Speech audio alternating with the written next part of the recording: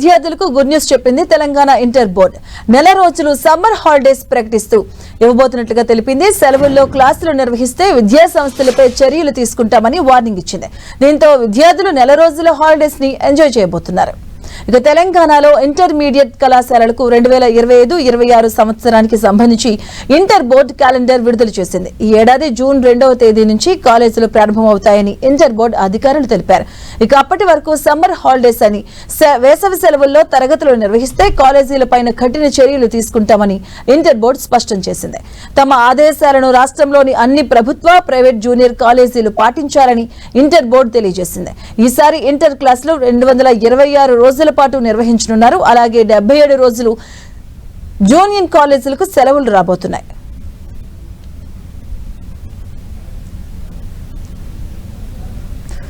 ఉద్యోగ భవిష్య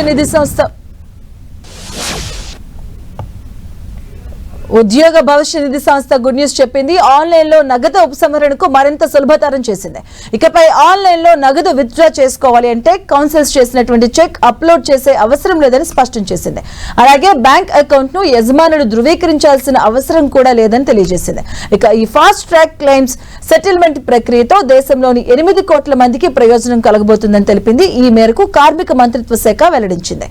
ప్రస్తుతం ఉద్యోగులు తమ పీఎఫ్ ఖాతాల్లో నగదు తీసుకోవాలి అంటే ఆన్లైన్ లో దరఖాస్తులు చేయాలి అంటే యుఎన్ఏ లేదా పీఎఫ్ నంబర్ తో లింక్ అయినటువంటి బ్యాంక్ పాస్ బుక్ కు సంబంధించిన చెక్ ఫోటోను అప్లోడ్ చేయాల్సిందే. ఇక అనంతరం దరఖాస్తుదారుడు బ్యాంక్ ఖాతా వివరాలను యాజమాన్యం ధృవీకరించాల్సిందే. ఇక ఈ తతంగం మొత్తం పూర్తయితేనే కానీ ఆ తర్వాత దరఖాస్తుదారుడికి నగదు చేతికి అందదు.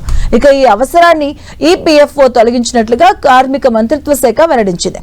క్లెయిమ్ సెటిల్మెంట్ ప్రక్రియ వేగవంతం చేయడంతో పాటు క్లెయిమ్ తిరస్కరణను తగ్గించేందుకు ఇది సహాయపడుతుందని కార్మిక మంత్రిత్వ శాఖ స్పష్టం చేసింది. రైలు ప్రయాణికులకు గుడ్ న్యూస్. ఇకపై రైల్లో మీ ఫోన్ పోగొట్టుకున్న, దొంగతనానికి గురైన చింతించాల్సిన పని లేదు. రైల్వే ప్రొటెక్షన్ ఫోర్స్ అలాగే టెలికమ్యూనికేషన్ శాఖకు చెందినటువంటి సెంట్రల్ ఎక్విప్మెంట్ ఐడెంటిటీ రిజిస్టర్ పోర్టల్లో జతకట్టింది. ఇక మీరు పోగొట్టుకున్న లేదా దొంగిలించబడిన మొబైల్ ఫోన్లను దీని ద్వారా తిరిగి పొందేందుకు వీలు కలుగుతుంది.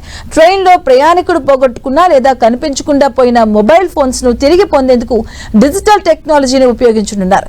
ఇక సిఈఐఆర్ పోర్టల్ అనేది ఐఎంఈఐ నెంబర్ ను బ్లాక్ చేయడం ద్వారా మొబైల్ ఫోన్స్ ను తిరిగి పొందేందుకు, పోగొట్టుకున్న లేదా దొంగిలించబడిన పరికరాలను ట్రాక్ చేయడం మరియు నిర్వహించడం కోసం టెలికమ్యూనికేషన్ శాఖ రూపొందించిన ఒక ప్రత్యేకమైన డిజిటల్ వేదిక.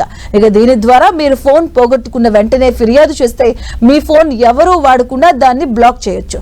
ఇక ఈ కొత్త విధానంతో రైల్వే ప్రయాణికులు తమ పోగొట్టుకున్న ఫోన్స్ ను తిరిగి పొందే అవకాశం పెరుగుతుంది. దీని ద్వారా ప్రయాణికులకు మరింత సురక్షితమైనటువంటి ప్రయాణ అనుభూతి కలుగుతుందని రైల్వే శాఖ భావిస్తుంది.